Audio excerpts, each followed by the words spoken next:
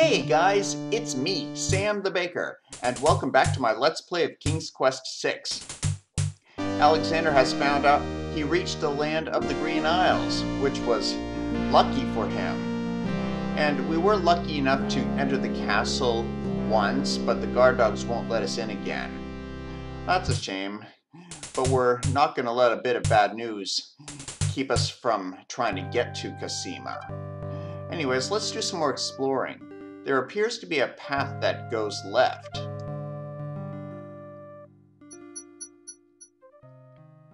Cool, let's see where we are.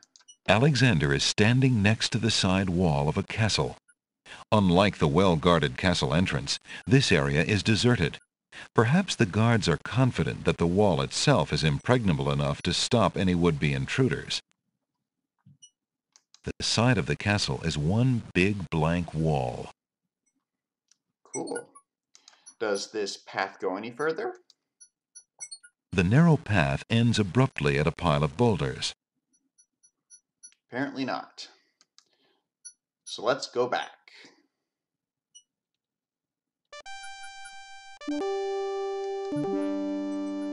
It'll be a while before we come back to the castle.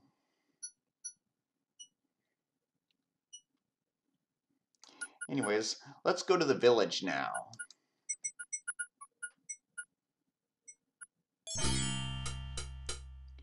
Cool. Alexander is standing on a sunny village street.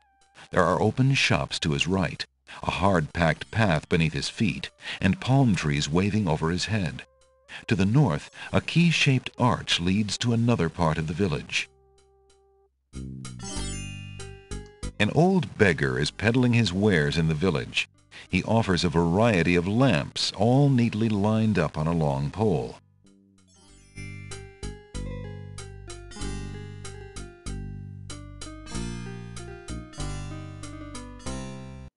Old lamps for new! Old lamps for new! Cool. Let's see what he has to offer. Good day, peddler. Good day, sir. If you would like to get one of my fine new lamps, I'll need an old lamp in trade. Isn't it a rather bad business? Taking old lamps and giving new lamps in exchange? Well, there's always a chance that I'll find a genie. If I had a genie, I'd be richer than a king. Besides, there's always a roaring business in antique luminaries. We'll just have to see where we can find a used lamp. But for now, let's go into the pawn shop.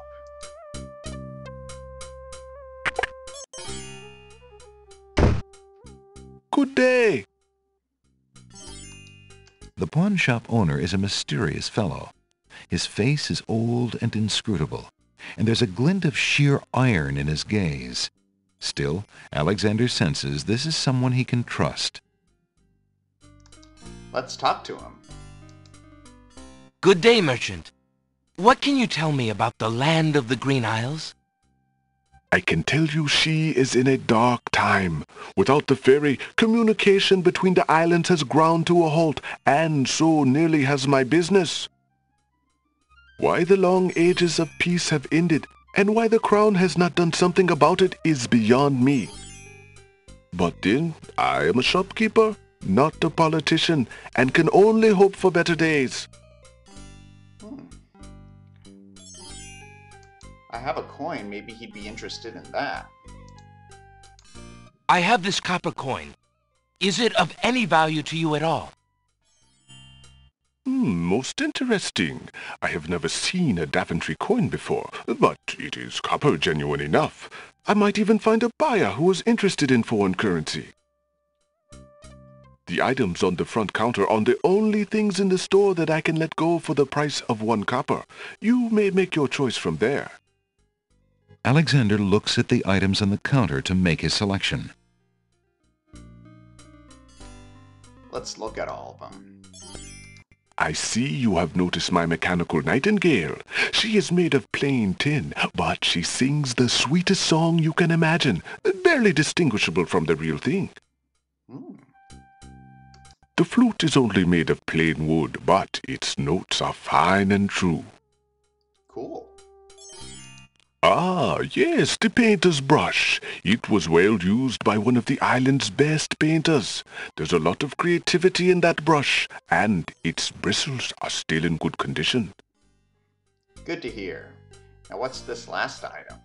Have you an interest in tinder boxes? This one is only slightly battered.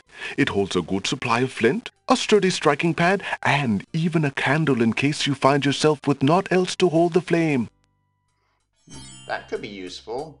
You never know when we might find ourselves in a dark place. But for now, let's take the nightingale. That mechanical nightingale looks intriguing. I believe I'll take it. Very well. Your coin is well spent. Remember, this is a pawn shop. I am always willing to take back my own goods in trade. I'll remember. Thank you. Cool. Now let's go to the bookshop.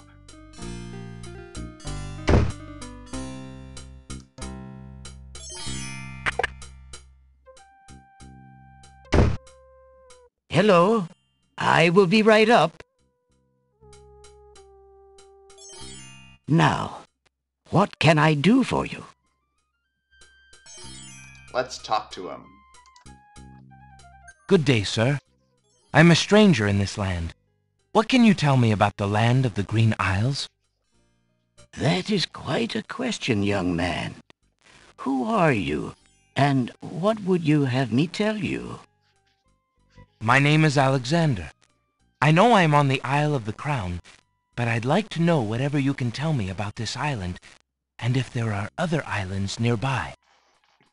You are indeed a stranger. Anxious is the man who knows not the customs of the land beneath his feet. This island is called the Isle of the Crown, because the royal family's castle is here.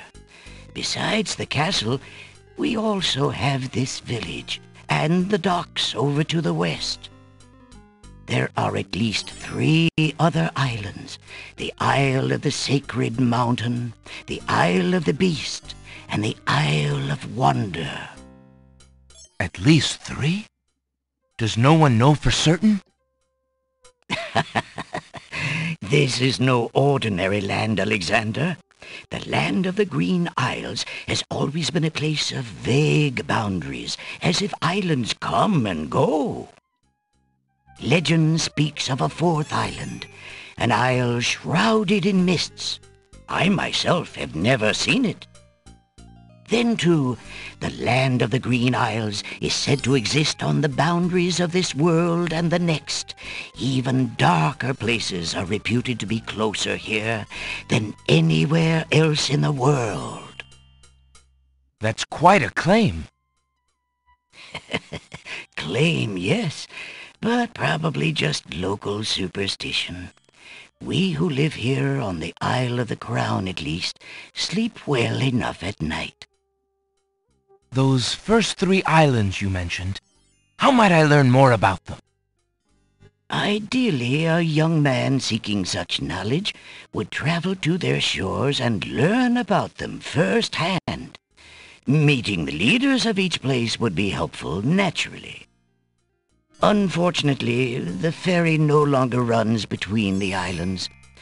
There has been much political unrest, and it has been too dangerous to travel for years. Perhaps the ferryman can tell you more. He has little enough to do these days. And if you haven't been there already, you might seek an audience at the castle. Thank you kindly, merchant, for all your good advice. Ah, but advice is free, Alexander. Making use of it costs much more. That's good to keep in mind. Thanks for the advice. There's also something on the front counter here. Let's look at it. An antique leather-bound book is displayed on a little stand on the counter.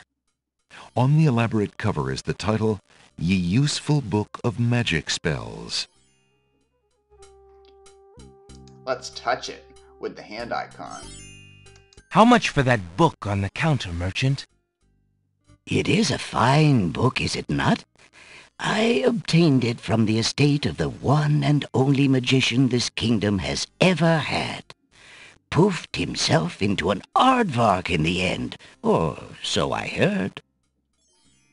I never found the spells all that useful myself, but then I lead a boring life. I tell you what, if you can find another rare book, something a bit more marketable, I might be willing to exchange the spell book for it. Cool. We'll just have to see where we can find a rare book. One last thing. There's also a book on this small table. There's a small table near the door that bears a sign. The sign has undergone a number of changes. It once read 10 pence, but that was crossed out and replaced with 5 pence, then 1 pence, then free. The sign currently reads, "Take one, please."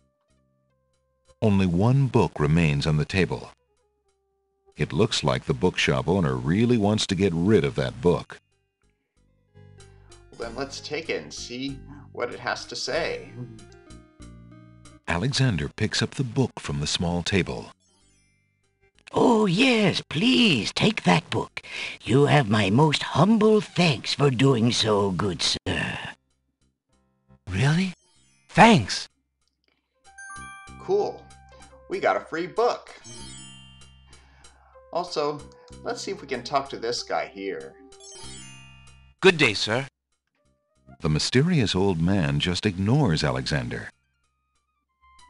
Oh well. Let's leave the shop. Well, that was quite a village adventure. But we'll continue exploring this island next time. I hope y'all enjoyed this video, and I'll see y'all again soon. Bye!